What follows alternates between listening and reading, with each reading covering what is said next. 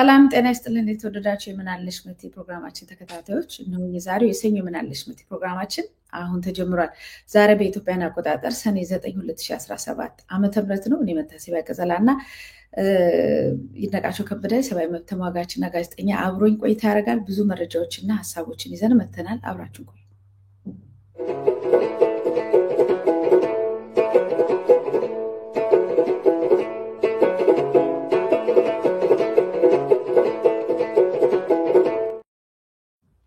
እንኳን ደህና መጣ ጋዜጠኛና ሰብአዊ መብት ተሟጋች ይነቃቸው ከበደ። እጅግ በጣም አመሰግናለሁ ስለተገኘ። እንኳን ደህና ቆየሽኝ ጋዜጠኛ መታሰቢያ ቀጸላ። መልካም እንግዲህ ዛሬ ሰኞ ስለሆነ የቅዳሜው የእሑዱም ዜናዎች የመሳሰሉት ሀሳቦችን ይዘን ነው የምንመጣው።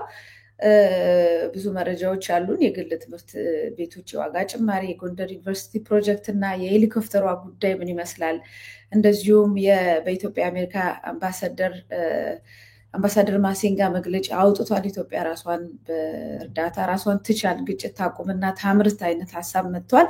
እንግዲህ ፕሬዚደንት ትራምፕም አሁን በቅርቡ ባየነው አሁን ከደቂቃዎች በፊት በቅርቡ ባየነው የህዳሴ ግድቡ ላይ እንደዚሁ የተናገሩት ነገር አለ። ከዛ ውጪ ደግሞ የኬንያ ቤቨሬጅ የተባለ ትልቅ የቢራ ፋብሪካ ሰሞኑን በኦሮሚያ ክልል አካባቢ ተመርቋል። እሱን አስመልክቶ ብዙ ውይይት እናደርጋለን። ለመግቢያ ያህል ነው፣ ግን ዋና ዋናዎቹን እያንዳንዳቸው የምንሄድባቸው ይሆናል በርዕሰ ጉዳይ። ከዛ በፊት ግን ሰሞኑን በሶሻል ሚዲያ ላይ አንድ ጀግና ሰብአዊ መብት ተሟጋች ስሙ ሲነሳ 10ኛ ዓመቱ ሲከበር ነበር። ይህም የሰብአዊ መብት ተሟጋች ፖለቲከኛ እንዲሁም ምሁር ሳሙኤል አወቀ ይባላል እና ሳሙኤል አወቀን ከዛሬ 10 ዓመት በፊት በደንብ ትግሉን እናውቀዋለን። ሰላማዊ ታጋይ ነበረ። በየጊዜው የነበሩትን ነገሮች በደንብ ማስታውሰው በሶሻል ሚዲያ ያካፍለን ነበር እና ይሄ ወጣት ልጅ የመጨረሻ ፖስቱን በደንብ አስታውሰዋለሁ። ፌስቡክ ላይ ተመቶ ከጉልበቱ በታች ምናምን ብዙ ቅጥቀጣ ደርሶበት ቆሳስሎ ሊገሉኝ ይችላሉ፣ እያስፈራሩ ነው፣ ዛሬ ድብደባ አድርሰውብኛል ብሎ መልእክቱን ትግሌን ቀጥሎ በደንብ ማስታውሰው። ማንኛውም የምከፍለው ዋጋ ለሀገሬና ለነፃነት ነው። በአካል ብታሰርም ህሊናዬ አይታሰርም፣ ከገደሉኝም ትግሌን አደራ ብሎ ሳሙኤል አወቀ ተናግሮ ነበርና በዚህ ጉዳይ ላይ የተሻለ መረጃ ሊኖርህ ይችላል እና በዚሁ እናስበው ብዬ ነው ይነቃቸው። እውነት ነው። የተሻለ መረጃ አይደለም ያለኝ፣ የተሻለ ትውውቅም አለኝ። አብረንም ሰርተናል፣ አውቀዋለሁ። ወደ 13 ዓመት በእርግጥ ህይወቱን ካጣን በግፈኞች ህይወቱን ከተነጠቀ 10ኛ ዓመቱን ቢሆንም ከ10 ዓመት በፊት አብረን እንግዲህ ከ3 ወደ 2 ዓመት አካባቢ እንዲሁም በኢትዮጵያ የትግል እንቅስቃሴ ውስጥ አብረን ነበርን። ሳሚን በጣም በቅርበት አውቀዋለሁ።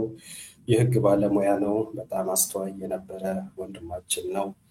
ለሀገርም እንዲሁም ደግሞ ስለ አማራውም በጠቅላላ ስለ ኢትዮጵያ በእጅጉ የሚጨነቅና የሚያስብ ወንድማችን ነው እና በሚያሳዝን ሁኔታ ግን ያው በግፈኞች ብትር ህይወቱን ተነጥቆብናል። ያ ክፉ ቀን ሰኔ 8 2007 ዓመተ ምህረት የዛሬ 10 ዓመት ነው እንግዲህ በግፈኞች እጅ የተነጠቀው። ያው እዚህ በስክሪን ላይ እንደምናየው ያኔ ከመሞቱ በፊት እንደሚገድሉት ያውቃል። ብዙ ክትትል ሲያደርጉበት ነበር፣ ያስጨንቁት ነበር። ወደ ማዕከልም ወደ አዲስ አበባ ይሄንን ነገር ወደኛ በተደጋጋሚ ሪፖርት ያደርጋል። እኛም በተቻለ አቅም በዚህ ጉዳይ ላይ ይሄ ነገር እንዲገታ እንዲቆም የሚቻለው ጥረት ሲደረግ ሁሉ ነበር። ሆኖም ግን ገዳዮች ያው ስለተዘጋጁበት ስላሰቡበት አስለውበት ይጠበቅ ነበር። እሱም ያው እዚህ በምስሉ ላይ እንደምናየው ሲገልጸውም ነበር።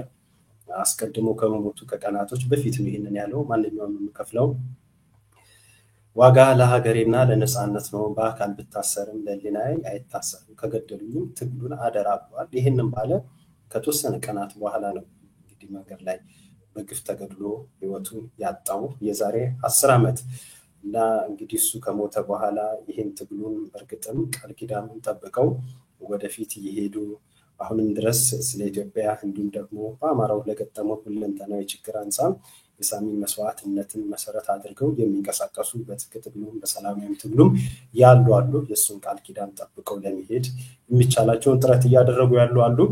በዛው ልክ ደግሞ የእሱንም ቃል ኪዳንም እንዲሁም የአማራውንም የኢትዮጵያን ቃል ኪዳን ያኔ ከሱ ጎን የነበሩ አብረን የነበርን ትግሉን ወደ ጎን ገፍተው ካገዛዙ ስርዓት ጋር እንግዲህ እያበሩ ደግሞ እያሳደዱ እየገደሉ እያሰሩ ያሉ ከዛም አካባቢ ያሉ በመላም ኢትዮጵያ ያሉ ማሉ የሳሚ ቃል ያልተከተሉ እና በጥቅሉ ይሄ ነው እንግዲህ ሳሚ በጣም የምንወደው የምናከብረው ለትግሉ ታማኝ የሆነ ባለ ምጡቅ አእምሮ ለትግሉም ለህሊናውም ለአጠቃላይ በጣም ታማኝ የሆነ ወጣት ልጅ ነው። ካለ እድሜው ነው የተከተፈው። ያው የኛ ኩያ ነው።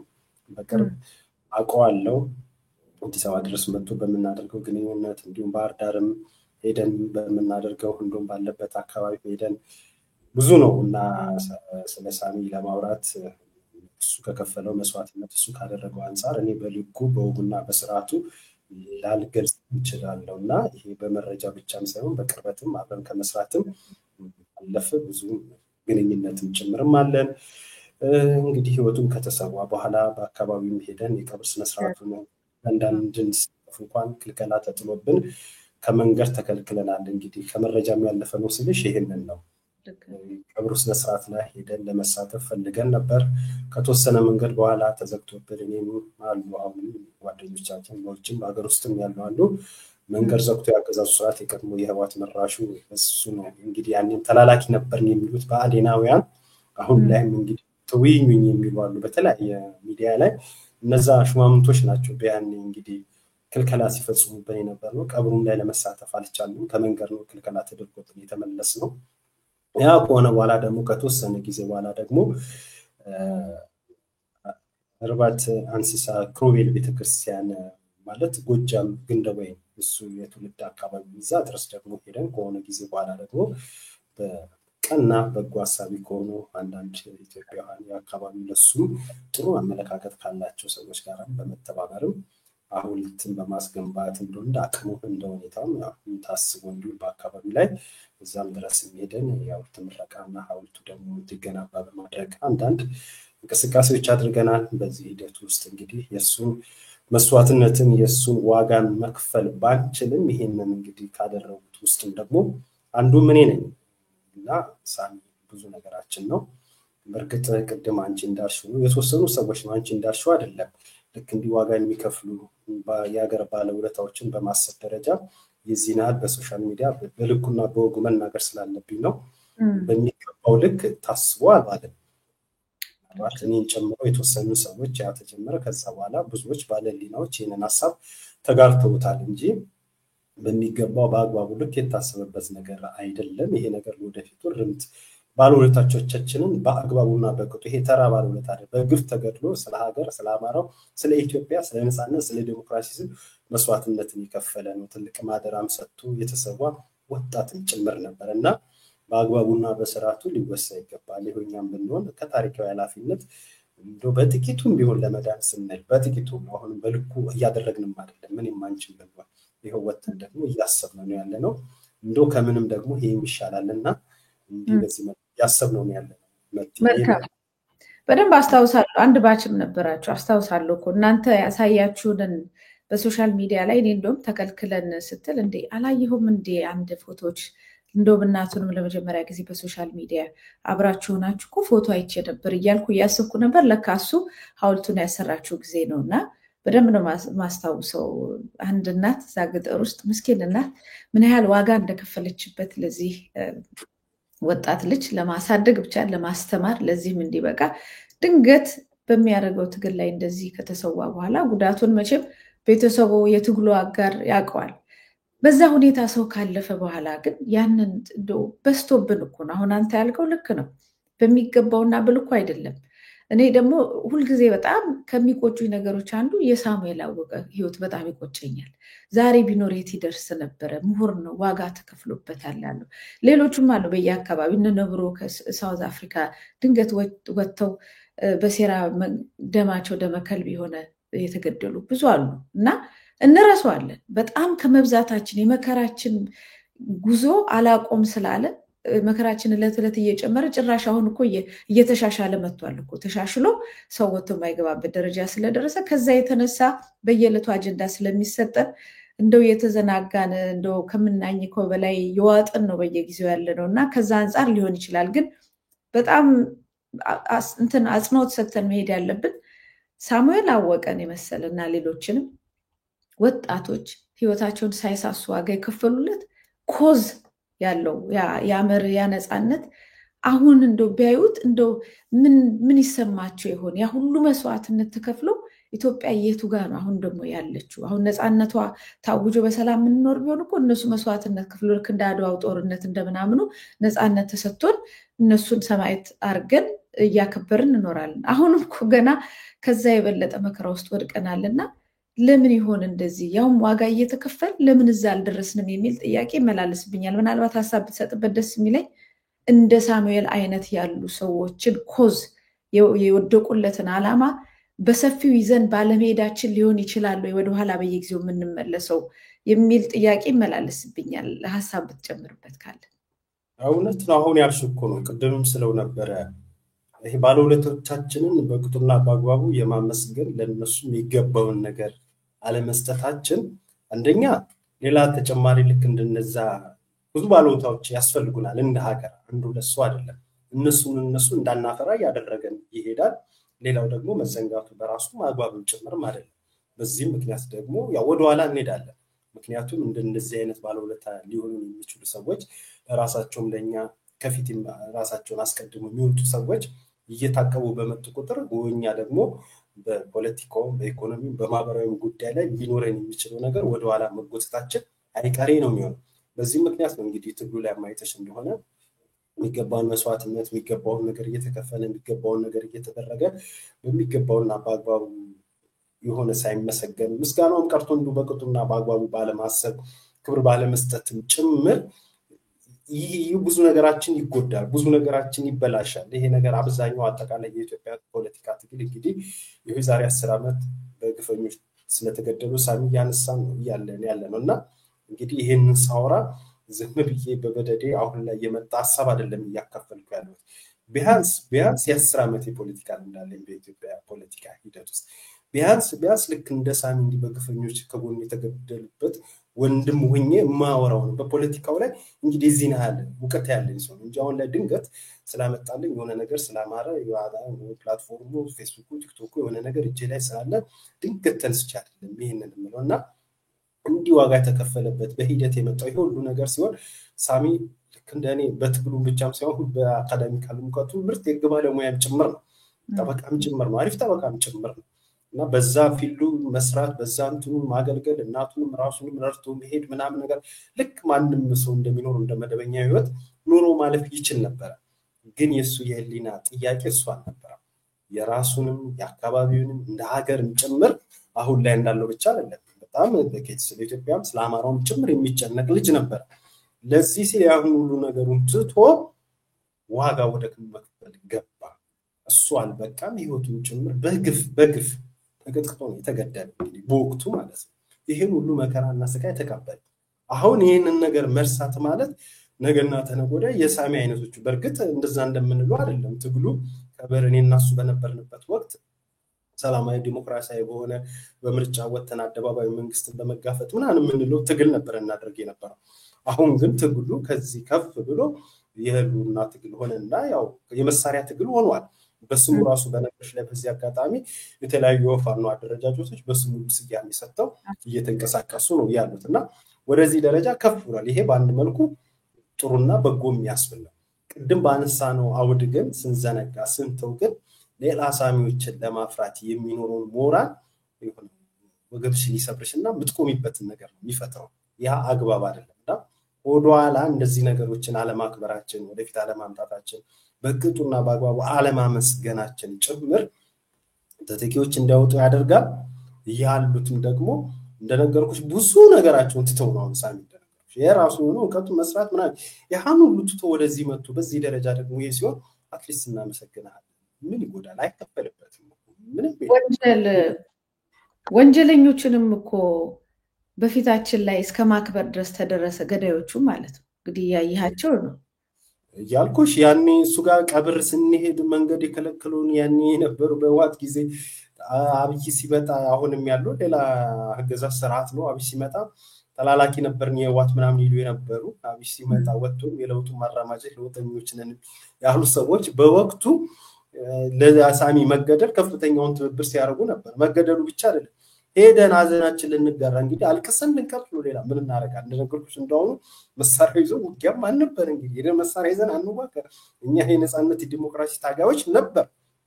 ሄደን ወንድማችንን በቅርብ የምናውቀው አብረን የበላን አብረን የጠጣን በኢትዮጵያ ፖለቲካ ትግል ውስጥ የበኩላችንን አስተዋጽኦ እናድርግ ስንደፋ ቀና የምንል ወንድማችን በእንደዛ በግፍ ተገድሎ ሄደን እንኳን አልቀሰን። አሁን እርም የምትይው ነገር ነው እንግዲህ ሐውልቱ ስናሰራ ነው እንግዲህ ኢትዮጵያ ባህልም እንደ ወንድም እርማችንን ሄደን ከቦታው ያወጣ።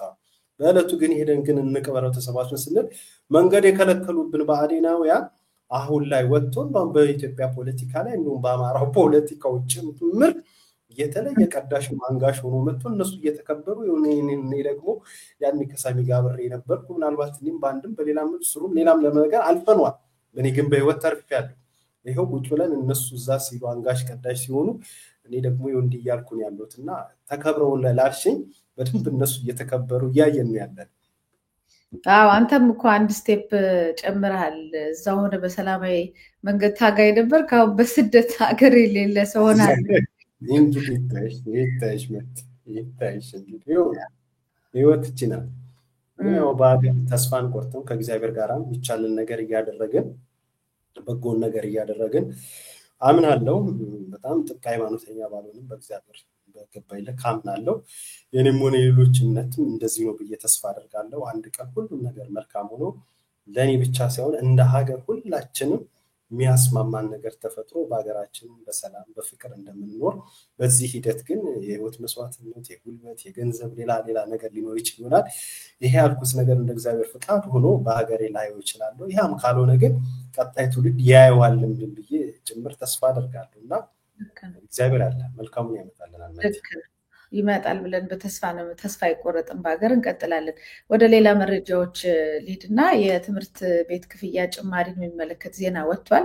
በአዲስ አበባ ከተማ አስተዳደር ስር የሚገኙ 1227 የግል ትምህርት ቤቶች በ2018 ዓ.ም የትምህርት ዘመን እስከ 65% ድረስ የትምህርት ቤት ክፍያ ጭማሪ እንዲያደርጉ እንደተፈቀደላቸው ተሰምቷል። ይህን የሰሙ ቤተሰቦች ናቸው እንግዲህ በብዛት መረጃውን እየላኩንም እንዴት ነው ምን ሆነው የሚሉ አሉ። የጭማሪውን ጣሪያ 65% መጨመር እንዲችል የተፈቀደለት ግን አንድ ትምህርት ቤት ብቻ ነው ተብሏል። እንግዲህ ለምንድን ነው የሚለውን ጠልቀን ወደ ውስጥ አልገባንም። የከተማው ካቢኔ ባጸደቀው የግል ትምህርት አገልግሎት ክፍያ አሰራር ስርዓት ረቂቅ ደንብ ቁጥር 194/2017 መሰረት በ2018 ዓ.ም ትምህርት ዘመን ከ1585 ትምህርት ቤቶች ውስጥ 1227 ያህሉ እስከ 65% ሂሳብ እንዲጨምሩ ተፈቅዷል ማለት ነው። አሁን የት ነው የምንሄደው ነው ጥያቄ እየተነሳ ያለው። በጣሪያው መሰረት 144 ትምህርት ቤቶች እስከ 40%፣ 591 ትምህርት ቤቶች እስከ 45%፣ 378 ትምህርት ቤቶች እስከ 50%፣ 47 ትምህርት ቤቶች 55%፣ 66 ትምህርት ቤቶች 60% ሊጨምሩ እንደሚችሉ ተገልጿል። አሁን እንግዲህ ትንሽም ቢሆን ያው የግል ትምህርት ቤቶች በጣም ብዙ ናቸው እንደምታውቀው። ከዛ የተነሳ በዛ የሚያስተምሩ ቤተሰቦች አሁንም ወደኋላ እየዘገየን ነው የምንከፍለው። ምንድነው ዕጣ ፈንታችን የሚል ጥያቄ። የኛ ደሞዝ አይጨመርም፣ ወጪያችን ግን ይጨመራል። ወዴት ነው የምንሆነው? እንግዲህ በትምህርት ላይ ያለው አመለካከት በዚህ መንግስት ጋር እንደምታውቀው በጣም የተዳከመ ነው። ትምህርት ቤቶች ተዘግተው ቢራ ፋብሪካዎች እና የመሳሰሉት ነገሮች የሚከፈቱበት መዝናኛ ቦታዎች ለልጆች የሚሆን ለአዋቂዎች ከትምህርት ቤት ይልቅ መዝናኛ ቦታዎች የሚመረጥበት እና ያለው ግን በተለይ ይሄ ዜና ምን ማለት ነው የሚለውን እስቲ ሀሳብ ስጥበት።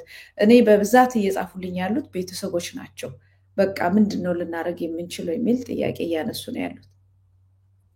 እውነት ነው። ይሄ በመጀመሪያ ደረጃ ለህዝቡ ነው ጫናው የሚሆነው።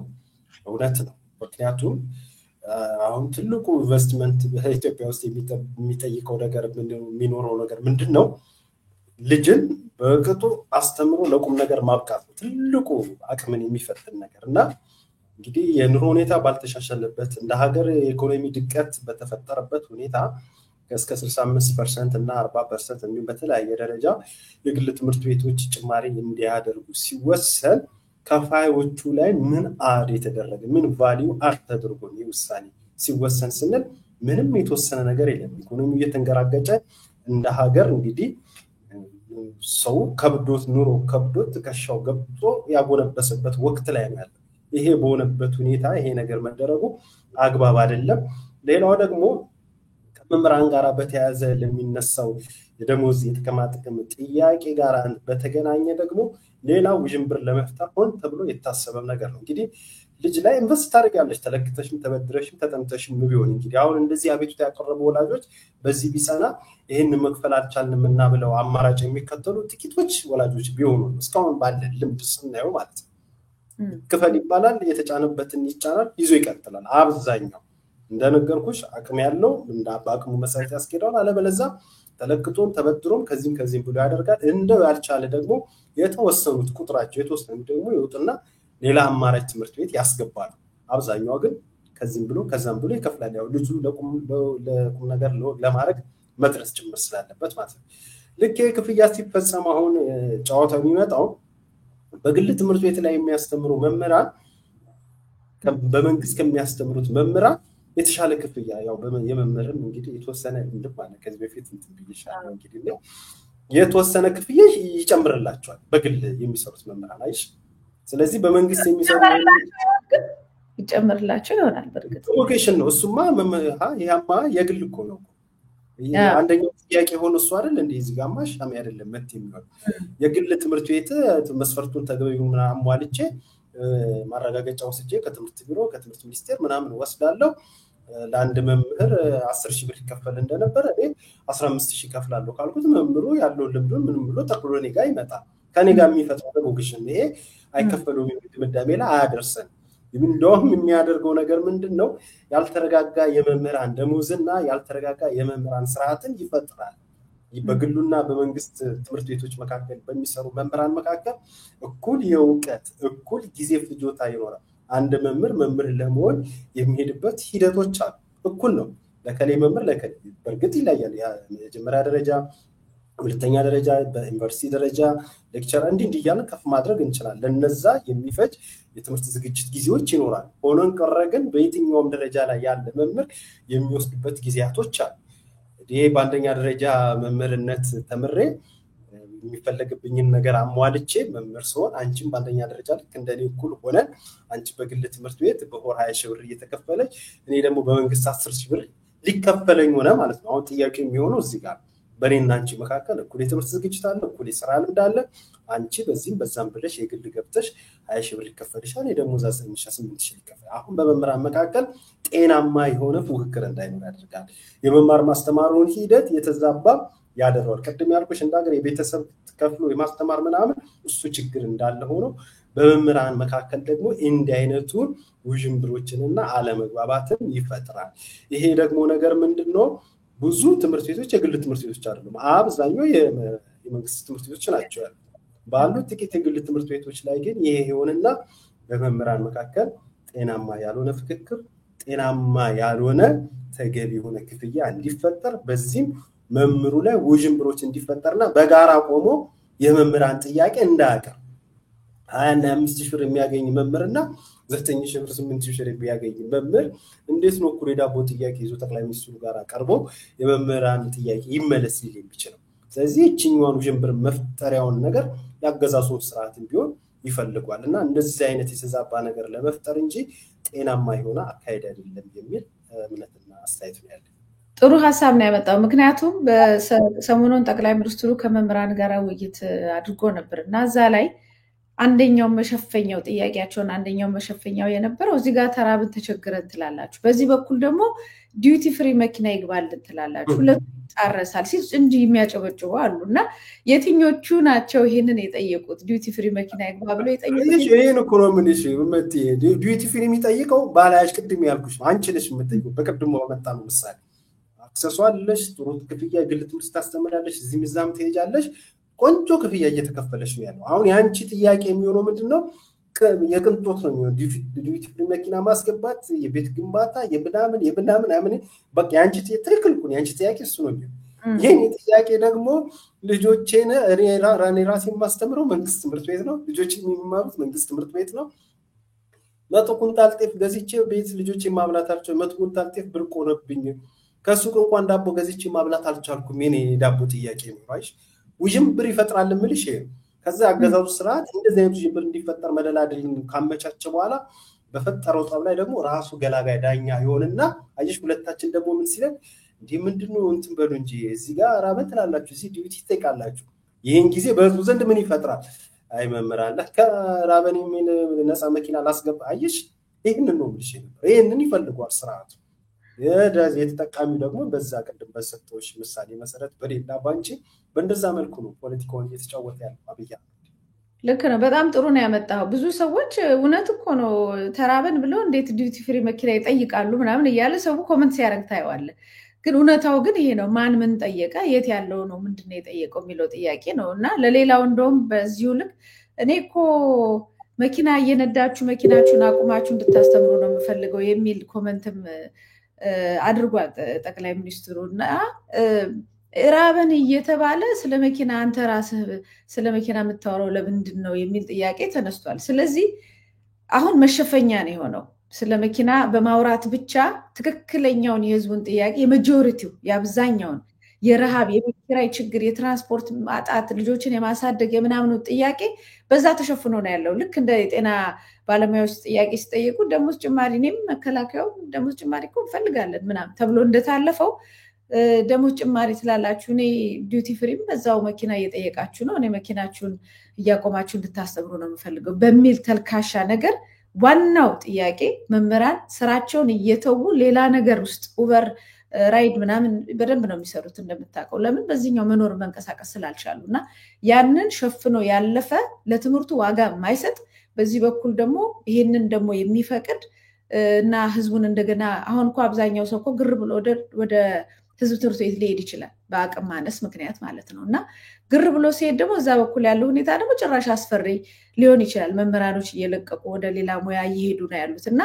ለትምህርት ሪሊ ያለው አመለካከት ይሄ መንግስት በጣም አያስፈራም ወይ ምን ጥያቄ ያለው በደንብ ያስፈራል እንጂ እንዴ ምንም ጥያቄ የለውም በትምህርት ጉዳይ ላይማ ብዙ እኮ ተባለ ብዙ ተነገረ ከትምህርት ሚኒስትሩ ጀምሮ ብዙ ተወራ አጠቃላይ ያለው የትምህርት አረዳድ የትምህርት ፖሊሲው ካሪኩለሙ ሁሉም ጨምሮ የተባለ ነገር አለ በመዘኛ ፈተናዎች ላይ በ8ኛ ክፍል በ10ኛ ክፍል በ12ኛ ክፍል መሸጋገሪያ ፈተናዎች ላይ እና የተማሪዎችን ያለ ማለፍን ውጤት አስመልክቶ የ5-6 ዓመት እኮ ስንወራበት ከረምን እኮ ተማሪው እኮ ወደ አንድ ደረጃ ከፍ ብሎ ተሸጋግሮ እንትን ከማለት ይልቅ እኮ በተለያየ መመዘኛዎችና ያው ፈተናውም እኮ የመሰለው እኮ የምር ፈተና በተማሪው ልክና ባወቀው ልክ ጭምርም ሳይሆን ለመጣት ጭምር በሚመስል መልኩ ተይዶ ብዙ ነገሮች ተነጋገረን አየን የትምህርት ፖሊሲው ካሪኩለሙ የመምህራኑም ጥያቄ የተማሪው ሁኔታ በአጠቃላይ የመማር ማስተማረው ሂደት ላይ ከፍተኛ ጥያቄ እየተነሳ ነው ያለው ለዚህ በቅጡ በአግባቡ በስርዓቱ ኢትዮጵያዊ ተኮር በሆነ መልኩ ባለ አቅም ፖሊሲውንም ሆነ ስርዓቱን አስተካክሎ ለከመተግበር ይልቅ ልክ እንደዚህ እንዳየነው አይነት ውዥንብሮችን በመፍጠር የዕለት የዚህኛው ምርሳውን ተኩሳት ነበር የመምህራን ጥያቄ አይሽ በእንደዚህ መልኩ በቃ አሁን ተበሰባቸው እነዚህ የተወሰኑት ዲዩቲ ይግባልን አይቆ በነገርሽ ላይ ዲዩቲ ይግባልን ቢሉኮ ይሄ ቅድም እንዳልኩሽ ባለም ብቾት ላይ ያሉት መምህራንን ብቻም ሳይሆን ዳውን መምህር ጭምር የሚፈልጉ አሉ እኮ ቢሆንለት ቅድም አንቺ ስትይ እንደነበረው ማለት ነው ምክንያቱም የቤት ክራውን ማሟላት አልቻለም ዳቦ መብላት አልቻለም በሚያገኘው ደሞዝ ልጆች አሉ ቤተሰብ አለ የኑሮ ሁኔታ በጣም አሻቋል ከፍተኛ ደረጃ ላይ ደርሷል በትርፍ ሰዓቱ ጧት ለሚሰራ ከሆነ ከሰዓት ላይ የሚሰራ ማታ የሆነ ሰዓቱን ይዞ ያን መኪና በእርግጠኝነት አምጥቶ አብይ አህመድ እንዳለው እዛ በሩ ላይ አቁሞ ሲገባና ሲወጣ በመምህርነት ሞገሱ ተጠቅሞ መኪናውን ለማንቀሳቀስ ሳይሆን እነዛ መምህራን የተወሰኑት እየጠየቁ ያሉ የተወሰኑት አብዛኛው ደግሞ የሚጠይቁት ምንድነው ራይዱንም ሰርቶ የሆነ ነገር ብሎ ኑሮዬን ከደገምኩ ብሎ ይሄ የሚያሳየው እኮ የደረሰበት የመምህራን እንግዲያስ መምህር ትልቅ ሙያ ነው ትልቅ ክብር ነው ራሱን የቻለ ግን ይሄን መኪናውን የሚፈልገው ለቅንጦት አይደለም ከቤቱ ወደ ትምህርት ቤቱ ለመመላለስ አይደለም ስራ ለመስራት እርግጠኛ ነኝ እዚህ ያሉትን ትምህርት ቤቶች ኮንትራት ይዞ ተማሪዎችን እዛ ተሻምተው ራሱ ልጆችን ከቤት ወደ ትምህርት ቤት ምናምን ለማምጣት እቺን ተፍተፍ ብለው ያቺ የቤት ጓዳን ለመሸፈን የሚደረግ ጥረት ነው እንግዲህ ከዚህ ደጋግመን እንደምለው እንዴት ዶክተር ራበኝ ብሎ ዳቦ ይጠይቃል ብለን የሞራል ጥያቄ እንዳነሳን ሁሉ አንድ መምህር እዚህ ጋር ጋውኑን አድርጎ ያስተምራል ጋውኑን አድርጎ ደግሞ ውጪ ደግሞ ይጠብቅና ተማሪዎችን እየነዳ ቤት ያደርሳል ምን ያደርጋል እንግዲህ አስብ ታክሲም ስራ ይሰራል የመምህራኑን ስራ ይሰራል ስራውን እያናናቁ አይደለም ሁሉም የየራሱ ስራና ጥቅምና እንትኖቹ አሉ አክብሮትም ጭምርም አለ ስራውና ንቀው ያው አይደለም ስራው ግን ይበደላል እንደምታውቀው ሙያው ነው እንጂ ስራው ብቻ እኮ አይደለም ትልቅ ሙያ እኮ ጭምር ነው የመምህርነት ሙያ እዚህ አንፃር ነው መልካም አመሰግናለሁ እኔ በጣም በቋሚነት ራይድ የምጠቀማቸው መምህራኖች አሉና በጣም ይቆጨኝ ነበር አንዳንዴ አንድ ሁለት ዙር ደረስ ብለው ሄደው ነው የሚያስተምሩትና እንደሚያረፍዱ እርግጠኛ ነኝ ቻሌንጅ አድርጌያለሁ እንዴት እንሆን ታዲያ አይነት ነው ጥያቄ እንዴት ነው እና ይሸፋፈናሉ በቃ አንድ ዙር ሰርቼ እስክመጣ ክላሴን ሸፍንልኝልና አንደኛው ሄዶ ይሸፍንለታል ለኛው ሰርቶ ይመጣልና በጣም ከባድ ሁኔታ ነው ያለው እንግዲህ ስርዓቱ ካልተስተካከለ ይሄንን ነገር ማስተካከል አይቻልም እንደ ሀገር ነው ብዙ ነገር እየተጎዳን ያለ ነውና ይሄንን አስተውሎ መራመድ በጣም ያስፈልጋል ማህበረሰቡ የሆነበትን ነገር በተለይ ነገን ሲያስበው ነገ እንዴት ነው ሊሆን የሚችለው በደንብ ካልተማሩ ወጣቶች ጋራ ዕውቀት ካልዘለቀው አዲስ ጄነሬሽን ጋራ መምህሩ ወጣ ገባ እያለ በስነ ስርዓቱ ያላስተማረው ትውልድ እንዴት ነው ሊሆን የሚችለው የሚባለው ነገር ነገ በጣም አስኪ ነው እንግዲህ ከትምህርት ጋራ ነው ውይይታችን የጀመርነው በዚሁ ወደ ጎንደር ዩኒቨርሲቲ ዜናዎችን እንሄዳለን እና አንጋፋ ጎንደር ዩኒቨርሲቲ ትላንትና በ4 ቢሊዮን ብር ወጥቶባቸው የተሰሩ 22 ፕሮጀክቶችን እንዳስመረቀ አሳውቋል እንግዲህ ፕሮጀክቶችን ምናያቸው ናቸው በደንብ በጥልቀት ምንድነው የተሰራው 4 ቢሊዮን ብር የወጣበት ምንድነው የሚለው ነገር በሌላ ጊዜ በሰፊው ማረግ እንችላል ማየት አለብን ራሱ 22 ፕሮጀክቶችን በ4 ቢሊዮን ምን አይነት ፕሮጀክቶች ናቸው ምን ያለ የወጣባቸውን ገንዘብ ይመጥም ስራ ነው ወይ የሰሩት የሚለው ነገር ማየት አለብን ከዚህም አንዱ በጤና ሳይንስ ኮሌጅ የሚገኘው 510 ሚሊዮን ብር የወጣበት የካንሰር ጨረር ህክምና ማዕከል ሲሆን ማዕከሉ በይፋ ስራ መጀመሩ ተገልጿል ይላል እሱን ወደፊት የምናየው ነው ከሱ ጋር በተያያዘ ይሄንን በዚህ እንዳለን ይሄንን ለማስመረቅ ብዙ የመንግስት ባለስልጣናት ሄደው ነበር እና ዋናው ዜና የነበረው በትላንትና ዕለት ሶሻል ሚዲያውን በሰፊው ይዞት የነበረው በዛ ለማስመረቅ ይሄዱ የመንግስት ባለስልጣናትን የያዘች ሄሊኮፕተር ሁለት ዜና ነው ያለው እንግዲህ የመንግስት ሚዲያዎች የቴክኒክ ችግር ገጥሟት እንትን ብላለች አርፋለች ቴክኒክ ችግር ገጠማት ብቻ ነው ተድበሱ እዚህም ላይ ዜናው አለኝ በሌላ በሶሻል ሚዲያ ደግሞ እኛንን መተን ይጣልናት የሚል የፋኖ አመራር ሰዎች ወይም የፋኖ አደረጃጆች የነሱ ሚዲያዎች ያወጧቸዋሉ እስካሁን እኛንን ይሄንን ያደረግነው ሁኔታው እንዲነበር ብሎ በግልጽና በዝርዝር የወጣ የለም እኔ እንግዲህ ይሄንን ፕሮግራም ካየን በኋላ የሚወጡ መረጃዎች ሊኖሩ ይችላሉ በዛ ሂደት ግን እነዚህ ሁኔታዎች ተከስቷል እና መከሰታቸው አንድ መከሰቱ የተረጋገጠ ነው ተከስቷል ተጥሎም ይሁን ቴክኒካል ኢሹ ገጥሞትም ቢሆን ተመቷል ምክንያቱም በጣም በፍጥነት ነው የመንግስት ደጋፊ ሚዲያዎች በፍጥነት ነው በቴክኒካል ችግር እያሉ ደጋግመው ያንን ነገር ሲያወጡ ስታይ ኦኬ የሆነ ነገር አለ ማለት ነው የሚል ጥያቄ ያነሳባል እንግዲህ ዝርዝሩን በደንብ መሬት ላይ ካሉ ሰዎች ጋራ ማየት ስላለብን ነው እንደዚሁ ያው አሚኮም ዜናውን አውጥቷል የአማራ ክልል ያወጣውም እንደዚሁ አለ ይሄውንም አንድ ጊዜ በሄሊኮፕተር የቴክኒክ ችግር ነው የሚለው በችግሩ ምክንያት በሰው ላይ ያጋጠመ አደጋ አለመኖሩን የአማራ ክልል የመንግስት ኮሚኒኬሽን አስታውቋል ይሄንን የምናየው ከተወሰኑ ቀናት በኋላ በሚወጡት ወይም በዛሬም ሁለት እንደዚሁ የሚወጡ መረጃዎች ሊኖሩ ይችላሉ ይሄንን እኛንን የጣልነው የሚሉ የፋኖ አባላቶች ምናልባትም ከሩቅ ይሄን ተኩሰን ይሄንን አድርገናል የተባለው ነገር አለ ምናልባት ከሩቅ ሆኖ ውስጥ የሆነውን ነገር ሊያውቁት ላይችሉ ይችላሉ ከዛ ውስጥ ያለ ሰው እዛ አካባቢ በቅርበት ያለ ሰው ነው በደንብ መረጃውን ሊሰጠን የሚችለው እነሱ ግን በእርግጠኛነት እኛ አስበንበት የጣልነው ነው ብሏል እንግዲህ በመንግስት አካል ደግሞ የሚመጣው በቴክኒክ ብልሽት ነው የወደቀው ተብሏል ምናልባት አስተያየት ተሰጥበታል ያው እርግጠኛ ማለት እጃችን ላይ በቂ መረጃ ባይደርስም ማለት ነው እንደው ከዜናዎቹ ፍሰት አኳያ የሚታይ ነገር አለ አሁን አንቺ ያልሽው ነው ባላፊነት ማቅረብ የምንችለው ነገር ቢኖር አሁን አንቺ ያልሽው ነው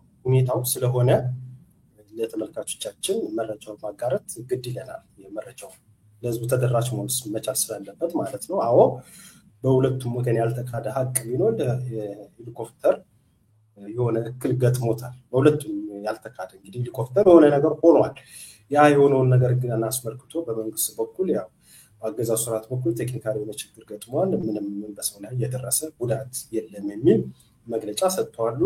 እንዲሁም ደግሞ በተቃራኒ ደግሞ በአካባቢው የሚንቀሳቀሱ የፋኖ ኃይሎች ደግሞ ጉዳቱን ያደረስነው እኛ ነን፣ በሰውም ላይም ጉዳት ደርሷል፣ የሞት የቁስል ምን የሚለው መረጃ ባይኖርም በሰው ላይም የደረሰ ጉዳት አለ ብሏል። እንግዲህ በጣም ጫፍና ጫፍ የያዘ መረጃ ነው እንግዲህ አሁን እየተሰራጨ ያለው እና በዚህ ጉዳይ ላይ እንግዲህ አሁን እንደ ሚዲያ እኛ የምናነሳው ነገር በሶስተኛ ወገን አንድ የተረጋገጠ ነገር የለም። በሶስተኛ አካል ተረጋግጦ ስለዚህ ነገር የደረሰን ማናቸውም መረጃ የለም። እስካሁን የወጣ መረጃ የለም። በሁለቱም በኩል ደግሞ እስካሁን ያ ነገር ስለማድረጋቸው አስረጅ የሆነ የድምፅ የምስልም መረጃም ጭምርም አልቀረበም። በሁለቱም ወገን ጥቃት ማድረሰናል በሚለውም አካል አይ ቴክኒካል ነው በሚለውም አካል እርግጥ ነው ይሄ ነገር የሚያስብል በቂ መረጃ እስካሁን አልመጣም። በዚህ ሁኔታ ላይ መሆኑ ግን ህዝብ ማወቅ መቻል ስላለበት ፕሮግራማችን የሚከታተሉ ሰዎችም ማወቅ ስላለባቸው ይሄንን ነው የምንለው። ወይም ደግሞ በእኛ በምናለሽ ምቲ ደግሞ ባለን ምርመራ ደግሞ የደረስንበት ከፋኖም ይሁን ከመንግስት ካገዘው ስርዓት ይሄ መረጃ አገኘን ብለን ለጊዜው እስካሁን ያቀረብነው ነገር ስለሌለ ሄሊኮፕተሩ ጉዳት ደርሶበታል። ያ ጉዳት የደረሰበት መንግስት እንዳለው በቴክኒካል ችግር ነው። የፋኖ ታጣቂዎች እንዳሉት ሆነ ብለው አስበውበት ተዘጋጅቶ ባደረሱት ጥቃት ነው። አንድ በዚህ ምክንያት የደረሰ የሰው ጉዳት አለ። የሞት ቁስለኛ ሞት በተመለከተ መረጃ ባይኖሩንም በሰው ላይ ጉዳት ደርሷል እያሉን ያሉት የፋኖ ታጣቂዎች፣ እንዲሁም ደግሞ በመንግስት በኩል ደግሞ ምንም የደረሰ የሰው ጉዳት የለም እያሉ ያሉት። ይህንን ነገር እንደምን አለሽበት ቲም መረጃውንም እንግዲህ ወደፊት በደንብ አጣርተን በራሳችን ሄደን የምናገኘው ነገር ካለ ለህዝባችን ይህንን ነው እንላለን። ወይም ደግሞ ቀደም ብዬ እንደገለጽኩት በሶስተኛ ወገን የተረጋገጠ መረጃ ሲኖር እንዲሁም ደግሞ በሁለቱም ወገን ደግሞ አስረጂ ልብ አድርጊ መቴ አስረጂ የሆነ መረጃና ማስረጃ ያቀረቡልን እንደሆነ እሱ መሰረት አድርገን ለተመልካቾቻችን ብናጋራ የተሻለ ነው የሚል አስተያየት ነው ያለኝ። መልካም ልክ ነህ። ያው በቂ የሆነ በተለይ በስለ የተደገፈ ነገር ማግኘት ከተቻለ ዝርዝሩ በደንብ የሚነግር ኃይል ሲመጣ መረጃውን የምናየው ነው። በእርግጥ እኔ ከትላንትና ማታ እስከ ዛሬ ድረስ እዛ አካባቢ ጎንደር አካባቢ ጎርጎራ ላይ ነው ይሄ ነገር ተከስቷል የተባለው። ብዙ ሰዎች ጋር ደውዬ ነበረ። ያረጋገጡልኝ ተመቶ ወድቋል የሚል ነው። ተመቶ ወድቋል፣ ቴክኒካል ችግር ሳይሆን ተመቶ ወድቋል። ከዛ በኋላ የሆነውን ነገር ግን ከእይታችን ውጭ ስለሆነ ማን ምን ሆኗል እንዴት ሆኗል የሚለውን ነገር አላረጋገጥንም የሚል ነው። እንግዲህ ጊዜ የሚፈታው ነገር ስለሆነ በጊዜ የምንጠብቀው ይሆናል። ሌላ ወደ ኬንያ ቤቨሬጅ ከመሄዳችን በፊት አንድ አጠር ያለ መረጃ ላካፍልና ሀሳብ ስጥበት።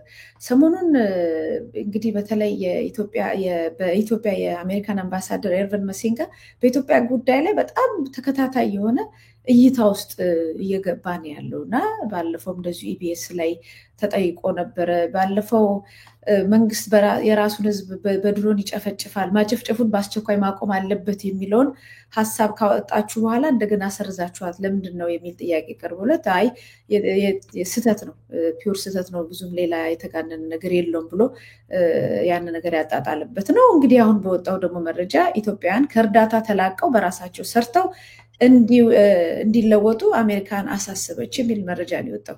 የአሜሪካ መንግስት ለኢትዮጵያ በሚያደርገው ድጋፍ ኩራት ቢሰማኝም ኢትዮጵያውያን ከእርዳታ ተላቀው በራሳቸው እንዲለወጡ መሬት ላይ ሁኔታዎች ሊመቻቹ ይገባል ሲሉ በኢትዮጵያን አሜሪካን አምባሳደር ኤርቨን መሲንጋ አሳስቡ የሚል ዜና ነው።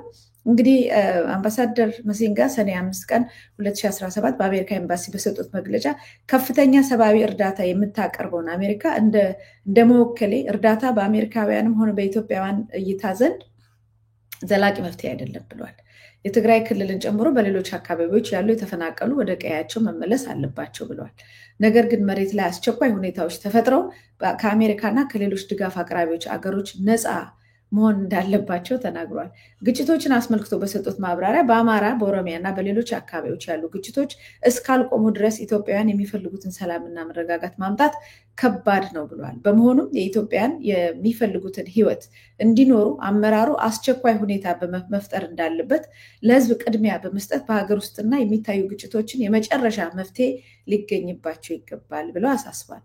የተፈናቀሉ ዜጎች ወደ ቀያቸው እንዲመለሱ፣ ህጻናት ወደ ትምህርት ገበታቸው እንዲሄዱ፣ የጤና መሰረተ ልማቶች ተደራሽ እንዲሆኑ፣ ህገወጥነት እንዲያቆም ጊዜው አሁን ነው ብሏል። ግጭቶች በቀጠሉ ቁጥር የሲቪል፣ የፖለቲካ፣ ሚዲያ፣ የሲቪክ ምህዳሩ መብቶች መጠበቅና ማረጋገጥ ከባድ መሆኑን ገልጸው ፍቱን አፋጣኝ መፍትሄው ህገ መንግስታዊ ስርዓትን ማረጋገጥና ግጭት እንዲቆም ማድረግ መሆኑንም ሁሉም ወገኖች ሊረዱት ይገባል ብለዋል። እንግዲህ ይሄ ሪፖርተር ላይ የወጣ ዘገባ ነው። የመጀመሪያው ጥያቄ ተደጋጋሚ ምልልስ እያደረጉ ነው። በጣም ነው በኢትዮጵያ ጉዳይ ላይ ሰሞኑ ኮመንት እየተደረገ ያለው ማለት ነው። እንደዚሁ በተመሳሳይ ዜና የአሜሪካው ፕሬዚዳንት ዶናልድ ትራምፕ ኢትዮጵያና ግብፅ በታላቁ የኢትዮጵያ ህዳሴ ግድብ ምክንያት የነበራቸውን ግጭት በማስቆም ሰላም ማምጣታቸውን ተናግረዋል ይላል። እንግዲህ ቢቢሲ ነው ይሄንን ያወጣው። ትራምፕ ይህንን ያሉት በስልጣን ዘመናቸው ጣልቃ በመግባት ያስቆማቸውን ግጭቶች በመዘርዘር እሁድ ሰኔ 8 ዓመተ ምህረት ትሩዝ ሶሻል በተሰኘ ማህበራዊ ሚዲያ ገጻቸው ባሰፈሩት ጽሁፍ ነው ይላል። እንግዲህ ከዚህ በፊት ዶናልድ ትራምፕ በግብፅ እና በኢትዮጵያ ጉዳይ በተናገሩት ነገር ግብፅ ለምን አታፈነዳውም? ማፈንዳት እኮ ትችላለች፣ ታፈንዳው ግድቡን የሚል ነገር እንደተናገሩ ይታወሳል። አሁን ደግሞ ችግሩን ፈትቼዋለሁ፣ ሰላም ተፈጥሯል የሚል ነው። በዚህ በኩል ደግሞ ማሲንጋ እዚህ በኩል ወጥቶ ደግሞ ኢትዮጵያ በእርዳታ መኖሯን ታቁም፣ ያው ራሷን መቻል አለባት ይባላል። ምንድነው እየነገረን ያለ ነው? ምናልባት አሜሪካ ወዴት እየሄዱ ነው? እርዳታ ለማቆም አስበዋል ወይስ ችግሩን ለመፍታት ሰላም ለማምጣትና ራሷ የምትችል ሀገር እንድትሆን የሆነ ነገር እያደረግን ነው የሚል ነገርም ሊኖርበት ይችላሉ የሚለውን ሀሳብ ስትበት። ጥሩ። ይሄ በተለይ ከመጨረሻው ነው የሚጀምረው። ባጭሩ ማለት ቀለል አድርጌ ስለማልፈው ማለት ነው። ቀለል አድርጌ ስለው የመረጃውን ቅለት ለማሳየት ሳይሆን በጣም ጥልቀት የሚፈልግ ከኢትዮጵያም አልፎ በምስራቅ አፍሪካ በዓለም ላይ የራሱ ትልቅ የሆነ ተጽዕኖ ፈጣሪ አጀንዳ ስለሆነ በስርዓቱና በአግባቡ በመረጃና በማስረጃ አስደግፈን ውይይት ማድረግ ስላለብን ነው ቀለል አድርጌ ልለፍ ያልኩት የአባይ ግድብን በተመለከተ። ምክንያቱም አንቺ እንዳልሽው አስቀድሞ በቦምብ ማፈንዳት ትችላለች ሲሉ ነበረ። ሌላም የማደራደርን ስራ ማድረገው ነበረ። የማደራደር ስራን በተመለከተ ከጀርባ የተከናወኑ ነገሮች አሉ። አሁን ይሄ ሰውዬ ወጥቶ እንዴት ሲል በዓለም ላይ እንግዲህ ለላያ ሀገር መሪ የሆነ ሰውዬ ነው። ዝም ብሎ እንዳመጣለት አወራ የምንለው አይነት ሰው አይደለም እና የሚያወራው ነገር ፖለቲካዊ የሆነ ጥቅሙ ጉዳትም እንዳለው ጭምር ታሳቢ ያደርጋሉ ተብለው ነው የሚገመቱት። ይሄን ሲሉ አሁን ላይ ምንድነው ምክንያቱም በአባይ ግድብ ዙሪያ ላይ እንግዲህ በመጪው መስከረም ላይ ስራው ተጠናቆ ይመረቃል የሚል ከፍተኛ ዝግጅት ነው ያለው። እንግዲህ ከሁለት ወር ከምናምን በኋላ ማለት ነው። ያ በሆነበት ሁኔታ አሁን ላይ ወጥተው ይሄን ሲሉ ትራምፕ ምን ስታስቡ ነው የሚለው አብይስ በጓዳ ምክንያቱም እሱ በጓዳም በሳሎንም በዚህም በዛ የማይፈርማቸው የማያደርጋቸው የማይንቀሳቀሳቸው ማለት ብዙ ነገር ነው። ምንድነው እንደሚባለው ምን እንዳማረላት ምናምን ነገር እንደሚባለው እዚህም የሚጨላልፈው ነገር ብዙ ስለሆነ አሁን ላይ ይሄንን ነገር ነው አይሽ ቅድም ስልሽ የነበረው ነገር በደንብ መረጃ አሰባስቦ ጉዳዩ ደግሞ በሀገራዊ ቀጠናዊ ዓለም አቀፋዊ ነገር ትንተና ለመስጠት በሚያስችል ቁመናልክ ሐሳቡን ይዘን መጥተን ዲስከስ እናደርጋለን። ለጊዜው ግን የሆነ ነገር መኖሩን የሚያመላክት ምክንያቱም ከሁለት ከሶስት ወር በኋላ ግድብ ይመረቃል የሚባል ነገር አለ። አሁን እሳቸው ወጥቶ ይሄንን ብለዋል። ከሆኑ ወራቶች በፊት ደግሞ ከ15 ቀን ከ20 ቀን በፊት ራሱ በዚህ በአባይ ጉዳይ ላይ ከግብፅም ከኢትዮጵያም ባለስልጣናቶች የሚወረወር የቃላት ጦርነቶች ንግግሮች ነበሩ። ያ በሆነበት ሁኔታ ወጥተው በሰላም ለመበሰም ተስማምተዋል ሲሉ ምንድነው የሚለው ነገር በአግባቡ ማመራ ያስፈልጋልና በዚህ ጉዳይ ላይ እኔ በግል ያለኝ አስተያየት ይሄ ነው። ምናልባት አንቺ የሚጨምሩ ካለ እናየዋለን። እና ለኔ ግን ትልቁና ወሳኙ ነገር ወቅታዊ ነገር አምባሳደሩ የሰጡትን መግለጫ በተመለከተ ይሄ ምንም እንከን ያወጣለት ምናልባት ወደ ከሰዓት አካባቢ ነገም እንግዲህ ሞዲፋይ አድርገው እኔ ያረቀቁት ሌላ ነው ይሄ የተባለው ሌላ ነው ካላሉን በስተቀር በትክክል ኢትዮጵያን የሚገልጽ ነገር ነው ያስቀመጡት። ሀቁም ጭምር እሱም ነው እና ትክክል ናቸው። ያለንበት ነባራዊ ሁኔታ የሚያሳይ ነው። አሁን በእርዳታ ጥገኝነት በጣም እርዳታ ከሚሰጡን ሀገሮች መካከል ደግሞ ትልቋ ድርሻ ከሚይዙት መካከል አሜሪካ አንዷ ናት። ስለዚህ በዚህ መቀጠል አይችልም። እኛ መርዳት ማድረጋችን የተገባ ቢሆንም በእንዲህ መልኩ መቀጠል የለበትም። አዎ እውነት ነው፣ ሀቅ ነው። ሌላው ደግሞ አምባሳደሩ አያይዘው የገለጹት ምንድነው በትግራይ በኦሮሚያ በአማራ አካባቢ ያሉ ግጭቶች አሉ። እነዚህ ግጭቶች መፈታቶች አለባቸው። ተፈናቃዮች ወደ ቦታቸው መመለስ አለባቸው። የጤና ተቋማት በአግባቡ መስራት መቻል አለባቸው። ትምህርት ቤቶች መከፈት አለባቸው። በቃ መሬት ላይ ያለው ሀቅ ይሄ ነው። እንደ አንድ አምባሳደር በአሜሪካ ቀላል ሀገር አይደለችም። ውክልና አላቸው። እኚህ ሰው በኢትዮጵያ ውስጥ ባላቸው ውክልና አቋም መሰረት በየቀኑ የሄደ ነገር ማድረጋቸው መግለጻቸው ክፋት የሚሆነው ልክ በድሮን መንግስት የሚያደርሰውን ጥቃት ያቆም ብለው ይሄ ነገር ጥሩ ብሎ አሉ ስንል ወጥተው ይሄ ነኔ ሳይሆን አስተዳዳሪ የሆነ ከኔ አርቶ ስራ ውጪ የሆነ ነው እንዳሉ ሁሉ ይሄንን ካላሉ በስተቀር ተገቢ ነገር ነው። ይሄንን ከምን ጋር አገናኝልሽ መሰለሽ? እኛ አምባሳደር ወጥቶ ይሄንን ሲሉ ከ3 ከ4 ቀን ከሳምንታት በፊት ደግሞ እኔም አንቺም በምናለሽ መጥቴ በኢሳም ዝግጅትም እንዲሁም በነጋሪ ቲቪ ሰፊ ሽፋን የሰጠነው የአብይ አህመድ መቀላመድ አለ እንጂ አይናችሁ ወጣችሁ እንጂ ሚራክል የሆነ በዳይናሚክ የሆነ አደገኛ የለውጥ ሂደት ላይ ነን ብሏል። ኢትዮጵያ ሌላ አድርጎ ሲያስቀምጥልን ነበር። አይደለም ኑሯችንን በራሳችን ስንለካውማ እንደዛ አይደለም ብለን ማብራሪያም ትንታኔም ስንሰጥ ነበር። አምባሳደሩ ወጥቶ ያረጋገጡልን ይሄንን ነገር ከዚህ አንፃር ነው ይሄንን ወጡና ምን አሉ? እንደውም ኢትዮጵያ አደገኛ ተረጂ ናት። ኢትዮጵያውያን ከእርዳታ ተላቀው በራሳቸው ሰስተው እንዲለው አሜሪካ ማሳሰቢያ ነው የሰጠችው። የምን ሚራክል የምን ታምራዊ ውለት ከለውጡ አራማጆች በላይ የፈጠነ ለውጥ ምናምን ዝባዝንጌ የለም። እንደውም ከእርዳታ ተላቀቁ ከኛ በቃ ሰለቸን አይነት ነገር ነው አሜሪካ እያለች ያለችው። ስለዚህ አብይ አህመድን ዲስኩር 100% ፉርሽ የሚያደርገው አምባሳደር ይሄንን ሲሉ የሳቸው ፍላጎት ሳይሆን እሳቸውን ከማለታቸው በፊት አምባሳደሩ እኔም አንቺም ወጥተን የተነጋገርንበት ነገር ማንንም ኢትዮጵያዊ በኑሮ የለካውን ሀቅ ነው ወጥቶ ያወራው ይሄ ነው። ሌላው በኦሮሚያ በአማራ ያለው የእርስ በርስ ግጭት መቆም መቻል አለበት። ምንም እንዳልተፈጠረ አብይ አህመድ ወጥቶ ትላንት ወዲያ ደግሞ ሄዶ በሳይንስ ሙዚየም ገብቶ እሱ እንዲህ ነገር ላይ ሁሌም እንደምለው አያስፈልግም የሚል እምነት እኔ የለኝም።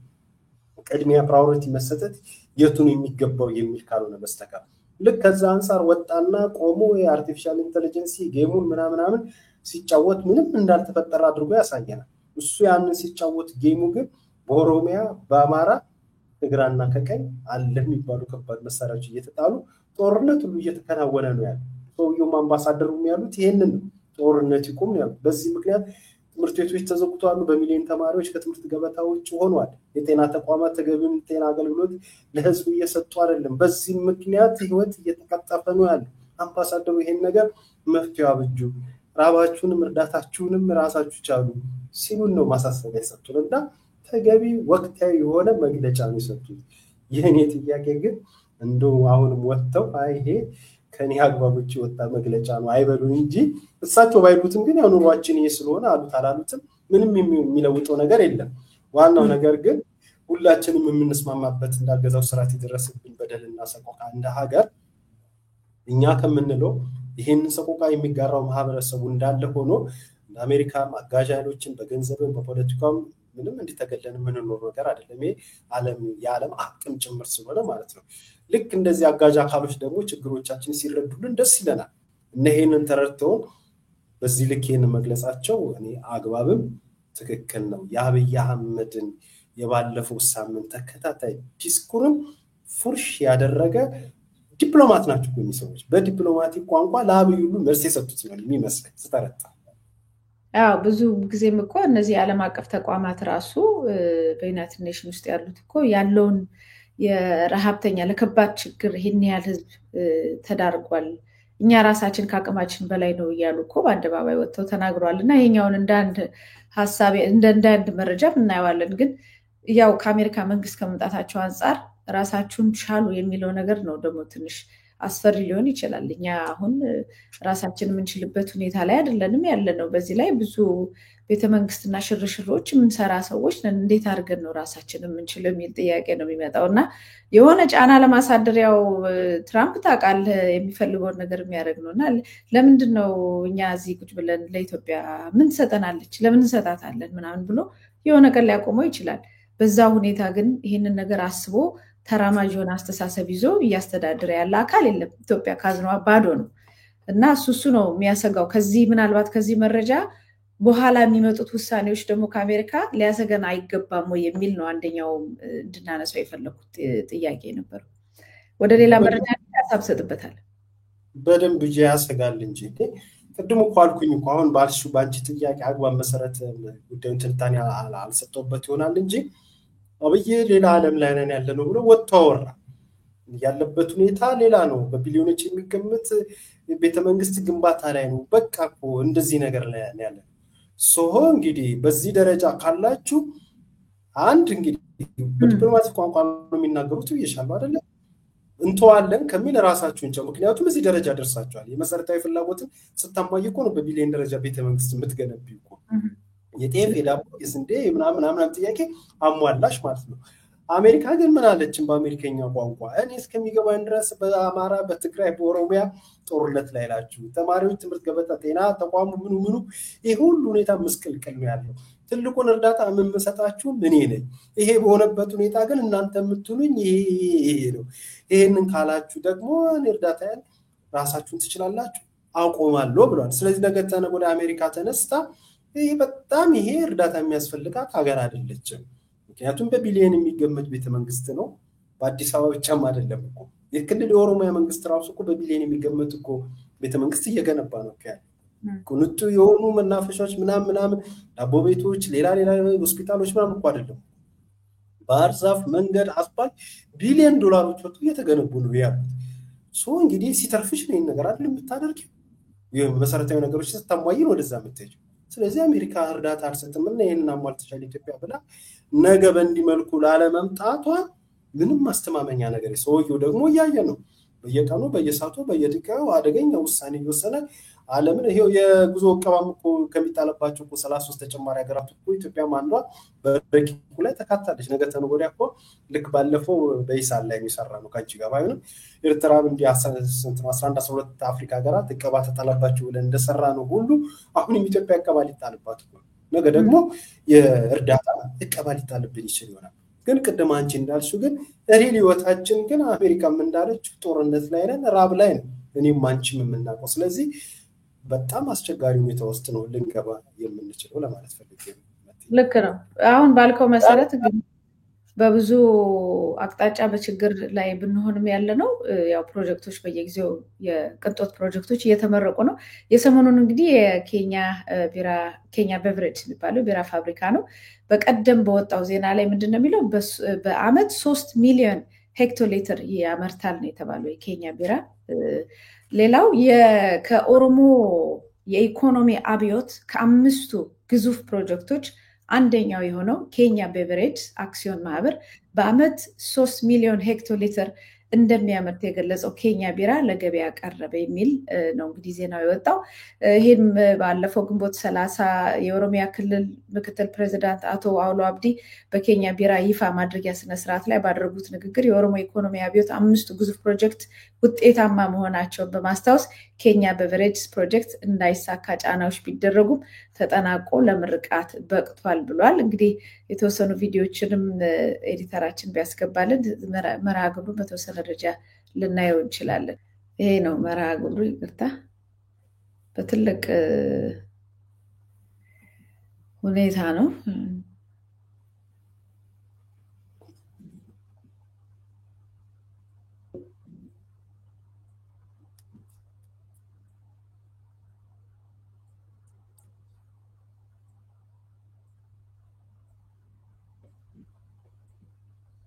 ይህን ይመስላል እንግዲህ ከሀበሻ ቢራ ከሌሎች ቢራዎች እንትን ብለናል፣ ከስራ ያለምንም ቅድመ ሁኔታ እየተቀነስን ነው የሚል መረጃዎች በምናለሽ መቴ ኢሜል አድራሻ እየመጣ ነበር። እንደውም ከዚህ ዜና ጋር ተያይዞ ማለት ነው። ሌሎች እንደዚሁ ማስታወቂያ እንዳይሰሩ ቢራ ጉዳይ ጠቅላላ በቴሌቪዥን ማስታወቂያ ጥሩ አይደለም ተብሎ መከልከሉን ታስታውሳለህ። እነዛ ተከልክለው እንግዲህ ምናልባት ከገበያ እኔ ያው መጠጥ ባይተላለፍ እኔም ደስ ይለኛል፣ ልጆችም ምንም የሚያዩት ነው። ነገር ግን ከዛ ጀርባ ሌላ ተንኮል ነበር ወይ የሚል ጥያቄ ታነሳል። እነዚህ ቢራ ፋብሪካዎች አንዳንዶቹ እየወጡ አንዳንዶቹ እየዘጉ አንዳንዶቹ ቅነሳ እያደረጉ መጥተዋል። ከዛ በኋላ ግን በድንገት ከጀርባ ሲሰራ የነበረ ኬኛ ቤቨሬጅ የሚል የቢራ ፋብሪካ በጣም ከፍተኛ ቁጥር ያለው ቢራን የሚያመርት በኦሮሚያ ክልል ፕሮጀክቶች አንዱ ሆኖ ተይዞ እንትን ብሏል። እነሱ ስንቄ ባንክ ባይኖር ኖሮ ተቸግረን ነበር ይላሉ። እኛ ግን በደንብ መረጃ የምናውቀው ቀድሞ ልማት ባንክ አካባቢ የነበሩ ሰዎች ሲወጡ መረጃ ያወጡልን ምንድነው ራሱ አቶ ሽመልስ አብዲሳ ነበር መጥቶ ያንን ጉዳይ ሲያስፈጽም የነበረው ብድሩንም የሚል ነገር ወጥቷል። አሁን ሁለት ጥያቄ ነው። አንደኛው ኬኛ ቤቨሬጅ ከስሙ አንጽሮ እንግዲህ ኬኛ ምናምን የሚባል ርዕሰ ጉዳይ ኬኛ የሚባል ነገሮች ከሌላው ጋራ እያጣሉ ነው የሚል ነገሮች ተነስተው ነበረ። ማንሳት ካለብን አላቅም። ኬኛ ቤቨሬጅ ሲሉት ምን ማለት ፈልገው ነው የሚል ነገር አለ። እንደገና በዋናነት ሌሎቹን አጥፍቶ ይህን ያህል ገንዘብ አውጥቶ ቢራ ፋብሪካ ለኢትዮጵያ ነሰሲቲ በጣም አስፈላጊ ነገር ነው ወይ? እስካሁን እኔና እናንተ ስናወራቸው የመጣናቸው የትምህርት የምናምን ብዙ ነገሮች አውርተን አሁን ደግሞ አምባሳደሩ የአሜሪካው አምባሳደር ከነገሩን በኋላ እኛ ግን የምናመርተውና ገንዘባችን የምናወጣው እዚህ ቦታ ላይ ነው ያለው እና ምን ማለት ነው የሚለውን ነገር እንድናየው ነው። እና ሌሎችን አጥፍቶ ሀብት ለመስራት በቢራ ደግሞ በመጠጥ በአልኮል መጠጦች መምጣትን እንዴት ታየዋለህ? ያልሻቸው ነገሮች በሙሉ ተገቢና አግባብ ናቸው። እኔ ግን ማየው ትኩረት አድርግበት በግል የምፈልገው 5 የኦሮሚያ ትልልቅ አብዮት ከሚፈጥሩ ፕሮጀክቶች ከዚህ አንጻር ነው የማየው። እንግዲህ መሰረተ ልማት የቢራ ፋብሪካ አስፈልገን የሚል እብደት የለኝም፣ ያስፈልገናል። ግን ልባርክ 5 የኦሮሚያ አብዮትን ሊፈጥሩ ከሚችሉ ትልልቅ ፕሮጀክቶች ውስጥ አንዱና ዋነኛው ኬኛ የተባለው ቢራ ፋብሪካ በኦሮሚያ ተከፍቶ አንቺ ካገኘ ካልሽ ጋር ስናገናኘው የቢራ ማስታወቂያ በመንግስት ሚዲያዎች በተከለከለበት ሁኔታ መከልከሉ ትክክል ነው። እዚህ ጋር እኔ ምንም መቃወመው ነገር የለም። በተከለከለበት ሁኔታ የኬኛ ፕሮጀክት የቢራ ፋብሪካውን ለማስመረቅ ሲባል በመንግስት ባሉ በመገናኛ ሚዲያዎች በሙሉ በእጅ አዙር ሰፊ ማስታወቂያ ሲሰራበት ነበር። አንደኛው መንግስታዊ ሻጥር ይሄ ነው። የቢራ ፋብሪካ ያስፈልጋል ብላ እሱ ላይ አልደርስም፣ ያስፈልጋል። ኢኮኖሚያዊ ሻጥር አንዱ ይሄ ነው። ሌላው በኦሮሚያ 5 ትልልቅ የኢኮኖሚ አብዮትን ሊፈጥሩ የሚችሉ ፕሮጀክቶች እንደሚሰሩ ሁሉ በአማራ ደግሞ ሰውን ሊያጠፋ የሚችል ትግራይን በሻሻ ሊያደርግ የሚችል አብዮት እየተፈጠረ ነው ያለው። በአንድ ሀገር ውስጥ በአገዛዙ ስርዓት ኢኮኖሚያዊ አድሎ እንዲፍንትህ ብሎ ይታያል። በኦሮሚያ ውስጥ ኢኮኖሚያዊ አብዮት ሊፈጥር የሚችል ትልልቅ ፕሮጀክቶች እንደሚሰሩ ሁሉ ፕሮጀክቶቹ ያስፈልጋሉ። ኦሮሚያም የኢትዮጵያ አካል ናት። ኦሮሚያም የኢትዮጵያ ዜጋ፣ ሁሉም አስፈላጊ 5 አይደለም 50 ፕሮጀክት እኔ ችግር የለብኝ። አማራ ክልል ግን በዚህ ወቅት ግን ፕሮጀክቱ የመንግስት ፕሮጀክት ምን እየሆነ ነው ያለው? ጦርነት ነው፣ ውድመት ነው፣ ሰቆቃ ነው፣ በደል ነው።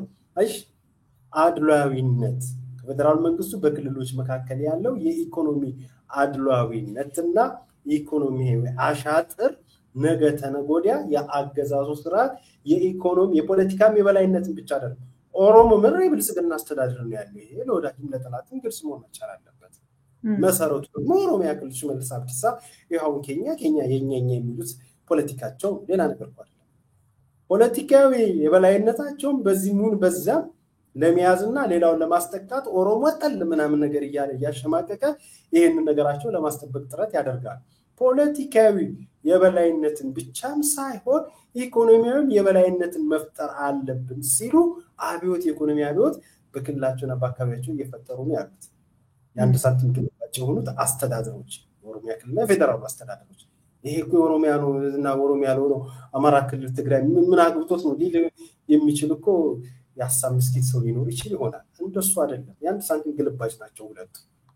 ሌላው ግን አማራ ክልል ትግራይ የተቀሩት ኢትዮጵያ አካባቢዎች ግን እየተፈጠረ ያለው የኢኮኖሚ አብዮት ሳይሆን የማውደም አብዮት በተራ ትግራይን በተራ አማራን በተራ ሌሎች አካባቢዎችን በተራ አዲስ አበባ ከነዋሪዎቹ ነጥሎ ባዶ የማድረግ የላንቲካ የማድረግና የነዋሪዎቹ ንቅለ ተከላ በማድረግ የማንነትን የመለወጥ እንዲህ አይነት አብዮቶች እየተካሄዱ ያሉት።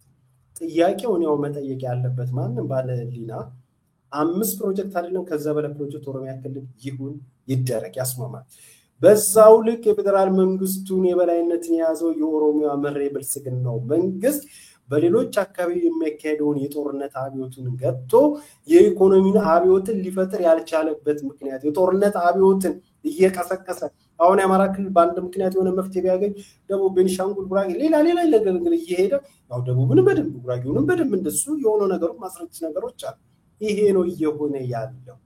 ግልጽ የሆነ የአገዛዙ አፓርታይድ ስርዓት እየተዘረጋ ነው ያለው። ጥያቄያችን ይሄ ነው።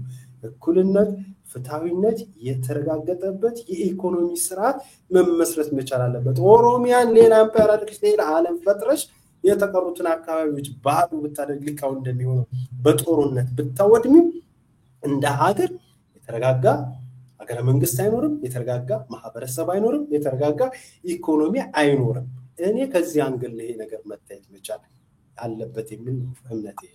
መልካም ያው ትዝ እንደሆነ ወያኔም ይሄንን ያደርግ ነበር። ሜቴክ መሳሰሉት ሁሉ ጠቅላላ የህወሓት ሰዎች በጋራ እንደ ፓርቲ እንደውም ህወሓት እንደ ፓርቲ ባለቤት የሚሆንባቸው ትላልቅ ፕሮጀክቶች ከኢትዮጵያ ህዝብ ባጀት ላይ እየተሰረቁ የመኪና ፋብሪካው ብረታ ብረት በለው የቢራ ፋብሪካ ሁሉ ጭምር ይደረግ ነበር። ኢቭን በአዴኖች ሁሉ ቢራ ፋብሪካ ተከፍቶላቸው ነበር አይደለም እንዴና ያንን ነው እንግዲህ ይዘው ይሄዱ ያሉት። ግን ኦፍ ኮርስ እኔ እንደውም በኦሮሚያ ክልልም እንዳልከው የኢኮኖሚ አድሎ አለ እንዳልከው እሱን እውቅና እሰጣለሁ። በዛው ልክ ደግሞ እዛም ያለውን ኦሮሚያም ያለውን ህዝብ እየገደሉት ነው ያሉት።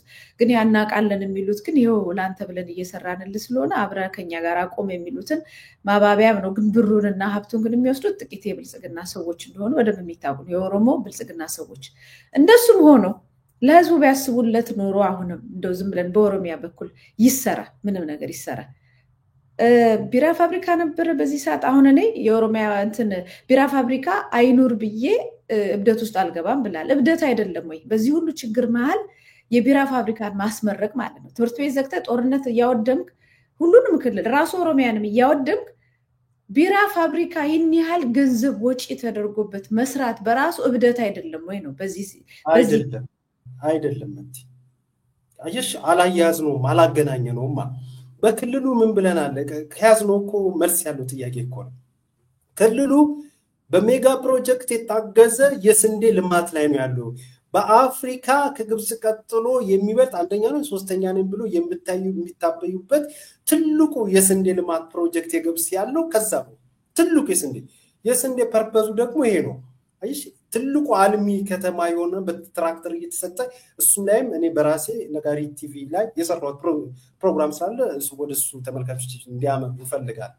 በሱ በስንዴ ልማትና በግብርናው ላይ የትቀድመው አሁን እንደምልሽ ማለት ነው የተለየ አብዮት በክልሉ ላይ እንዲፈጠር አደረጉ። አካባቢ ምርታማ ሆነ። ይሄ ጤናማ እኮ የሆነ እኮ የኢኮኖሚ ሂደት እኮ ነው ያደረጉት ያሉት መጥቲ የግብርናውን ሂደት አሳለጡትና ተሳልጧል። ግብርና አሁን ሰው በምግብ ራሱን ችሎ ወደ መተሰራው ኦሮሚያ ክልል ነው ማወራው። የተትረፈረፈ የስንዴ ምርት በአካባቢው ላይ አለ። ስንዴ ምርት አለ። ያ ስንዴ ምርት እንግዲህ ሊውል ከሚችልባቸው ነገሮች አንዱ የቢራ አሁን አይሽ ግብአቱን እንዴት እንደሚጠቀሙት ያ ስንዴ ለዳቦ ለተለያየ ነገር ይውላል። ክልሉ ላይ የስንዴው ልማት ፕሮጀክቱ እያካሄዱት ያሉትና ውጤታማ ነን የሚሉት ያለው በክልሉ ላይ ስንዴው ሊውል የሚችለው አንደኛ ነገር ለክልሉ ብቻ አይደለም ዓለም አቀፍም እኮ እንትን ጭምር ቀላል ዕውቀት እኮ ጭምር ነው። ስንዴ ሌላው ሊውል የሚችለው ነገር ገብስ ብድር ነው ለቢራ ፋብሪካ። ስለዚህ የቢራ ፋብሪካ መመስረት መቻል አለበት። የቢራ ፋብሪካ ደግሞ ቢራ የሚጠጣ የለም። ቢራ ተቀባይነት ያለው መጠጥ ነው። ስንዴው ከዚህ ይመጣል፣ ፋብሪካው ከዚህ ይመጣል። በዚህ ምክንያት በዚህ በተቋቋመው ፋብሪካ ውስጥ ደግሞ ቁጥራቸው የትየለሌ የሆኑ አምራች ሰራተኞች በፋብሪካ ውስጥ ይገባሉ። እዛ ጋር ስንዴ የሚያመርት ገበሬ አለ። እዚህ ጋር ደግሞ በስንዴውን የሚቀበል ፋብሪካ አለ፣ ቢራ ፋብሪካ አለ። በቢራ ፋብሪካ ደግሞ የሚሰሩ ደግሞ 1000 ምን 5000 ቁጥራቸው ሰራተኛ የሆኑ አሉ።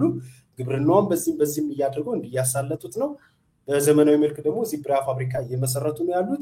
ሌሎች ደግሞ በሄክታር ከጤፍም ከምን ከግብርናው ጋር በተያዘ ልክ እንደዚህ ስኬታማ ውጤታማ የሆኑበት ነገሮች አሉ። እነሱ አብዮት ብሎ እያስኬዱት ያሉት ይሄንን እያደረጉ ነው ያሉት። ስለዚህ በእነሱ እቅድና ፕሮጀክት አሁን የሚሰራው ነገር በትክክል ታች ያለው እውነተኛው አቀኛው የኦሮሞ ገበሬ ኦሮሞ ጋር ደርሶ በህይወቱ ላይ ለውጥ አምጥቷል አልመጣም። እሱ ምን መስሎ ነገር እንዳለው ጥቅል የሆነው ነገር ላይ ግን በተመለከተ ግን ገዳ የኛ የሚባል የሆነ መኪና መገጣጠሚያ ነገር እያመረቱ የሆነ ነገር እያመረቱ ይሄዱና አሁን እዚህ ላይ ደረጃ ላይ ደረሱ።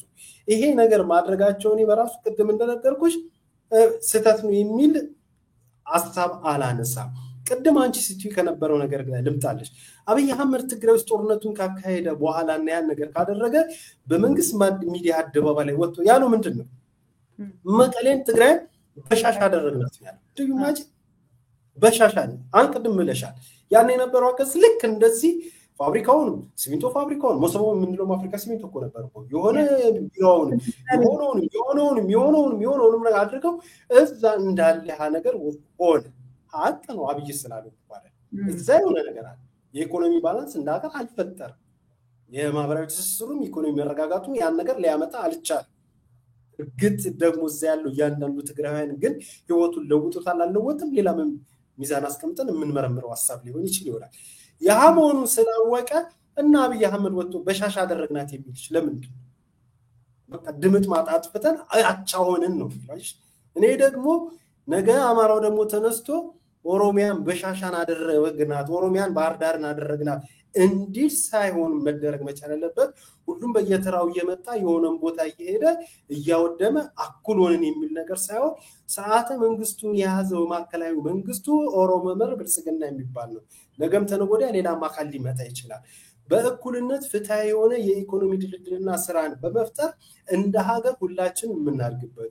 የፖለቲካ ለውጥ ሲመጣ እንደካኔ ክልል ተጨቁኗልና ለፍቼ ጥሬ የሆነ ነገር ላምጣ የሚል ሲሆን አውድሜው እኩል እንሆናለን ከዛ ደግሞ ይመጣል ለምሳሌ ነው አዲስ አበባ ተወላጅ ብላምን አዲስ አበባ ብዙ ነገር አለ ኦሮሚያ እንዲህ ነው አይደለ በቃ እኔ ነገ ስልጣን ቢኖር እንግዲህ ባሁን ባለ ፖለቲካ ሂደት ማለት ነው እንዲህ ነው አይደል በልጀቱንም ታንኩንም የሆነ ነገር አሰማራና ኬኛ የሚባለውንም የስንዴ ልማቱንም ምናምን ግብርናው መሬቱን ምናምን ነገር ውድም ማድረግና ይሄው እንደ አዲስ አበባ አደረኳት ኦሮሚያ ብዬ ከዛ ደይተን ከዛ በኋላ ደግሞ ባለኝ ጦሩም ታንኩንም ደግሞ ይዤ አዲስ አበባን ደግሞ ሌላ ነገር መፍጠር ማለት ድጋሚ ሌላ ነው የሚመጣው ከዚህ አንፃር ለማስቀመጥ ፈልጌ ነው ልክ ነው አንተ ህዋቶችም ያካብቱት እኮ አሁን እጃቸው ላይ የለም ጥሩ ነገር ነው እየመጣ ያለው የለም እኮ እጃቸው ላይ ይሄንን ነው ምለው እንግዲህ አጅሽ አሁንም ኦሮሚያ ክልል ያደረጉት ያለው ነገር ሌላውን ቀድሞ አማራ ክልል ምንድነው ምርቴቱን ወደሙት ጤና ተቋማትን ዘጉ በቃ እንዳልነበር ምስክልክል ሆነ አማራ ክልል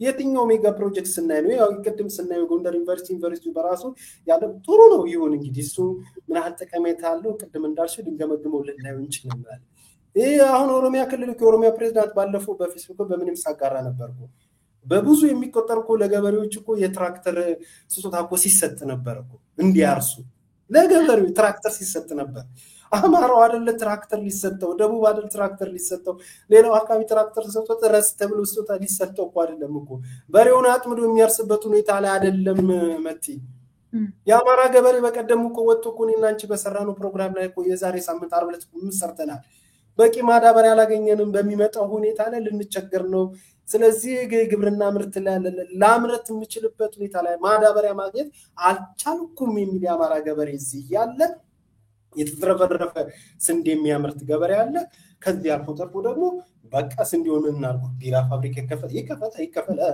ብሎ ቢራ ፋብሪካ ደግሞ ከፍቶ የሚሰራል እንዲህ አይነት ምስቅልቅል ነው እየገጠመን ያለው ፍትሃዊ አይደለም ስንል ከዚህ አንፃር ነው ትግራይ ደግሞ ሌላ ታሪክ ነው ይሄንን ስለሽ ያሉበት አበሳ መከራ ደግሞ ራሱን የቻለ መሆኑን ካማራው ከሌላው ከኢትዮጵያ የተለየም አይደለም ማለት ፈልጌ ነው መልካም አመሰግናለሁ ያው እዚህም ላይ ከአምስቱ ፕሮጀክቶች እንደው ለመዝጊያ ያህል ነው ወላቡ ኮንስትራክሽን ኦዳ ትራንስፖርት ኬኛ የግብርና ማሽነሪዎችና የማዕድን ውሃ ምርት የኬኛ ቤቨሬጅ እና ተጨማሪ አራቱ ዋናውና የኢኮኖሚ አብዮት ፕሮጀክት መሆናቸውን ውጤታማ እንደሆኑ ምክትል ፕሬዝዳንቱ ተናግሯል ዜናው ላይ ማለት ነው በዚሁም ፈጽም ያው የትላንትናውን ነገር ማስታወስ ለነገ የሚሆነውን ሀገር መገንባት የብልሆች ያስተዋዮች አካሄድ ነው ብለን እናስባለን ፕሮግራማችን ሰዓት ስለገደበን በዚሁ እናብቃ ጋዜጠኛና የሰብአዊ መብት ተሟጋች ይነቃቸው ከበደ እጅግ በጣም ነው ማመሰግነው ስለነበረ ቆይታ እኔም አመሰግናለሁ ክብረት ይስጥልኝ